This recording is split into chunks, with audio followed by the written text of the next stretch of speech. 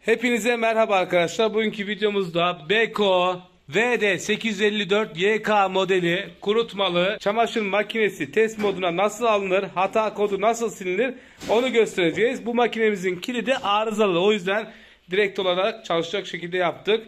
Ve ayrıca birkaç yerinde kablolar çıkmış vaziyette, ventil arızalı. Bu nedenle test modu yaparken bazı hata kodları görebilirsiniz. Bu hata kodlarını silemeyiz çünkü bu arızaların giderilmiş olması lazım. Yalnız sizler için iyi bir kaynak olacak. Hemen başlayalım. Şimdi arkadaşlar, sıkma, ilave su, açma kapama. Bu üç tuşa aynı anda basıyoruz. Şöyle de olabilir.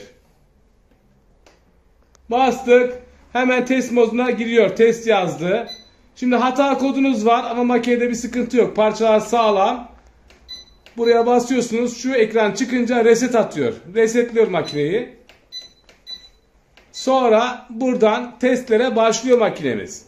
Bizimkinde hata olduğu için bahsettiğim şeyler, sıkıntılar tam olarak bazı şeyleri çalıştırmayabilir. Su alıyor işte deterjan kutusundan, ne bileyim, makineyi döndürüyor, sıkmaya geçiyor vesaire. Her şey bitti. Testi yaptınız, hata kodunu sildiniz.